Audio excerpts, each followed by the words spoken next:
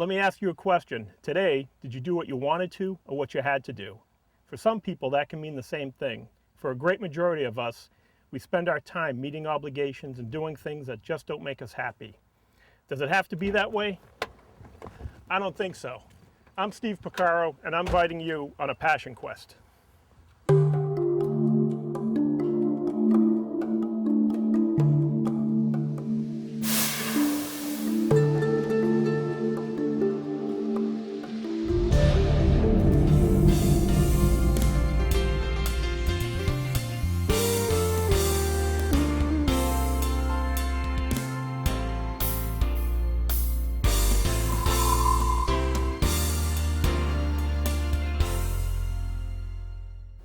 Following your life's dream, living the life you've always wanted to live.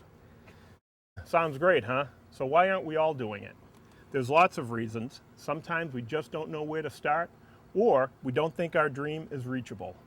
Or for some people, the dream seems achievable, they're well on their way, and then boom, something happens.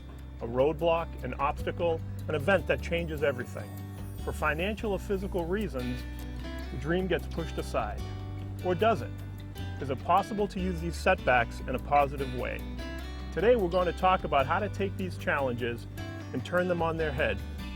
We'll meet someone who's been on the receiving end of some pretty tough breaks, but who still manages to live a life that he truly loves. We'll talk to a professional who will take us and show us how to find the strength within us. We all have the ability, and she'll show us how to tap into it. Our guest today was recently named Veterinarian of the Year for the state of Connecticut. Dr. Larry Pennington of Windsor is someone who has filled his professional life with the things he loves, caring for animals and teaching young people. And nothing was going to slow him down. I sat down with Dr. Pennington to talk about how he came to live his life with such passion and determination. He told me that his love for animals began when he was just a boy raised on a farm in Ohio. It was a great place to grow up. The farm way of life is very rooted. I had a very earthy existence as a young boy. I just think it was the best way to lay out the platform of my life. He always had an affinity for the animals, and he realized early that he also had a deep desire to heal them. I think it was about my freshman year in high school. Growing up on the farm back in Ohio, I recall this moment pretty explicitly. My father was backing up a tractor, and a little kitten had dashed out from the barn and had run under the wheel, and it was a snowy day, and I just immediately leaped down, tried to breathe some life back into that kitten. It had just been crushed under the tire. I saw that kitten take its last gasps. I was so mad, so angry at my father at that moment for killing this little kitten, but I just knew that I wanted to bring that kitten back to life. And that whole CPR experience was something that I think really set me up. My parents told me that after that moment, I was always trying to take care of the animals back on the farm. If there was a piglet that was getting squished under a sow in one of our pig coops at the time, I was out there trying to revive that pig or bring him back into the house to help save it. If there was a sick calf on the farm, I was always taking care of the baby lambs that had lost their mothers. I would be bottle feeding them, so I was kind of the caretaker. Mom and Dad always loved that about me. I would always tell them if an animal was sick. Larry pursued his dream all the way through college and veterinary school. It's a long road, but he never lost sight of what he knew in his heart was his calling. After practicing for a short time in the San Francisco area, he and his wife moved to Connecticut, her home state, and they've been here ever since. In 1998, Larry was approached with an idea. The 4-H Club is a great way to teach young people to love and respect animals, but in Windsor, Connecticut, they didn't have one. Would Larry be interested in getting one off the ground? Larry had a great experience with 4-H as a teenager back in Ohio, so he jumped at the chance. The group started small, but year by year the word spread quickly. Soon parents from all over the area were interested in having their kids join Larry's group. Now we have become a club that has reached out to areas beyond Windsor. All of a sudden we've got kids coming to my club from surrounding towns. Word of mouth has started to spread. And the cooperative extension agent for Hartford County is obviously telling a lot of parents that call in, what's a good club, where can I get started? Now the kids are starting to get sent to my club. And before you know it, I've become a club of about 65. We had 70 kids in my club last year. 4-H has become one of Larry's greatest passions in his life, but it hasn't been easy. While he was trying to organize the club, get the group together, and get everything off the ground, he got some news that would change his life forever.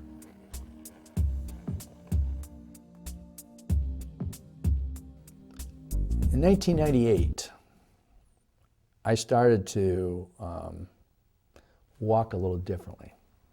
Somebody in church here actually presented a prayer to the ministers about poor Dr. Pennington, hopefully he can start walking better. And at that moment, I said, wow, somebody has noticed something about my gait. And I went to the doctors and had it pursued. And about 6 months later, discovered that I had muscular dystrophy, something that I was actually born with. It's adult onset. It didn't show up till later in my life. I'm in my 50s now, but getting diagnosed with the FSH form of muscular dystrophy in '99 was obviously a blow, a huge blow. You have no idea what runs through your mind when a diagnosis like that's been made. I guess I had visions of being in a wheelchair sometime soon. That hasn't happened. I'm still able to walk. I wear plastic braces called AFOs. They have limited me. People do notice that I don't walk like other people today. But I am able to walk. I'm still able to operate in the surgery room at the veterinary clinic. I still see clients. I just do it a little slower today. But I'm going to tell you that experience of being diagnosed with muscular dystrophy, this is where I talk about the paths that you can go in life. You can take one path or you can take the other path. I decided, well, Larry, you're still pretty young. You still can walk. You can still get a lot done in your life. If you're in a wheelchair someday, that's going to limit you a lot more. But maybe if you try to do something while you're still on this earth, and I'm going to tell you, this is really the way it was. I decided I really wanted to raise the bar on what I'm able to do while I can still do it. The diagnosis was tough. Now what do you do? It certainly would have been understandable if Larry had decided that this was the time to slow down, back away from big projects, and get ready for the time when he could not walk anymore. That's one way to go, but it's not the way Larry went. He found the strength within himself to do even more. He saw more patients, took on bigger projects, and built a life that he continues to love. One of the most rewarding things he has done has been the rehabilitation and the training of a dog named Chance. Chance is a golden retriever rescued off the streets of Harlem, New York. With money raised by Larry's 4-H group, Chance has been trained to work as a service dog, and now he's a helper and companion for a retired local teacher. Chance is able to bring her things out of the refrigerator, to bring her things off of the table. He's a golden retriever. If something is dropped, he can pick it up and bring it to her. He can open the door for her. He can turn on light switches. I mean, just unbelievable things that most dogs are not trained to do. It's probably one of my greatest achievements is just to be able to lead the club, to be able to go from here to there and to make all that happen. And that was just last year. This year, we've raised the bar even higher.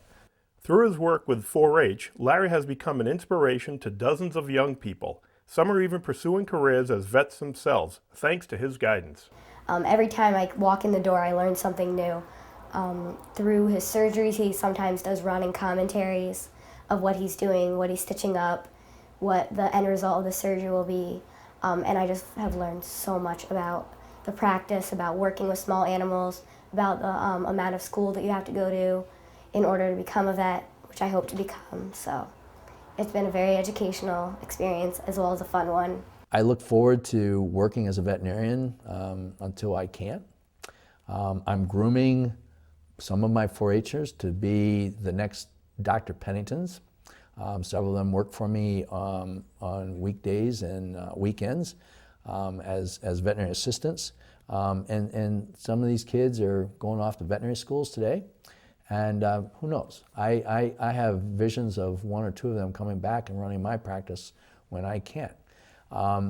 That could happen sooner than later. You just don't know what this disease MD is going to do to me. It may cause more physical limitations with time, but on the other hand, I'm learning how to lead, to direct, to bring people into my profession that can probably do the things for me that I can't. So there you go. Dr. Elizabeth Vitale is a practicing psychotherapist based in West Hartford, Connecticut. We recently talked about how people like Dr. Pennington are able to find the strength in the face of hardship, and how the rest of us can find that strength too. When people face adversity, they often find such incredible unknown strength and resources within. And I think maybe one of the first jobs I have with people when they come to me in pain and often really broken is to give them hope. I find that my work as a therapist has many parallels with my former work as a nurse midwife.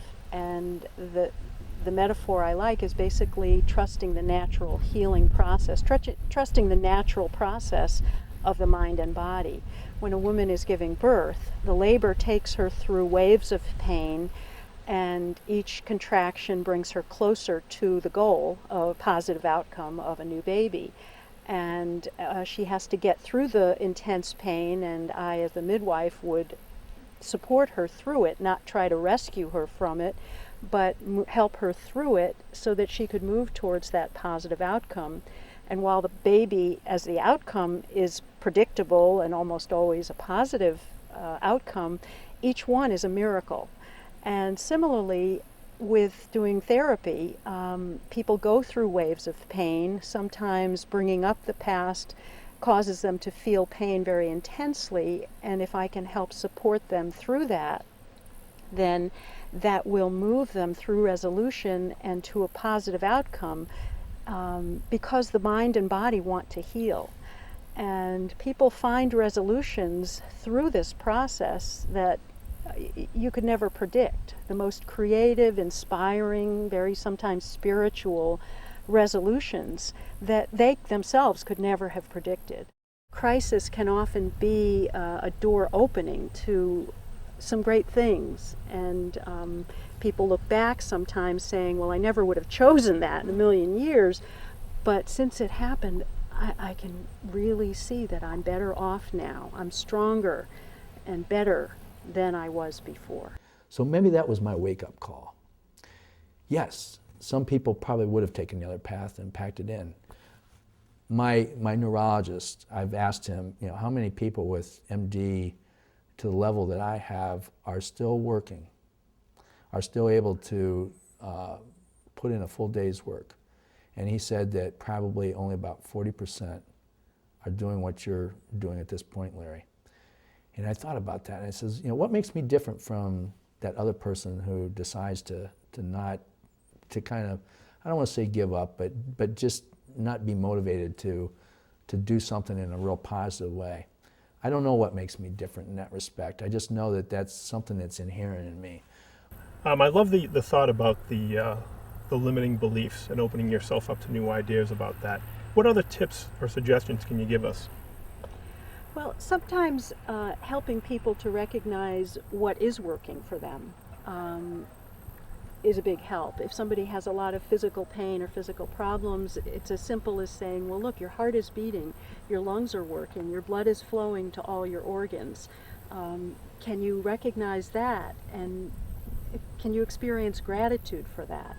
And sometimes that helps to just turn things around. I remember when my children were small and I was hanging up lots of laundry on the line and thinking, oh, the drudgery, my dryer had broken, and then I thought, well, in my work as a midwife, I had seen people who were either infertile or who had babies who died, and they would give anything to be hanging little tiny baby clothes all day long on the clothesline. And I just thought, I am so lucky to be doing this. Veterinary medicine is just the greatest profession. It's the best profession in the world if you're an animal lover. And you know, I tell you, you know, it doesn't get any better than what has happened for me. I wake up every day, you know, I've got new challenges presenting to me day by day, and you know, I jump out of bed and I say, Larry, here we go.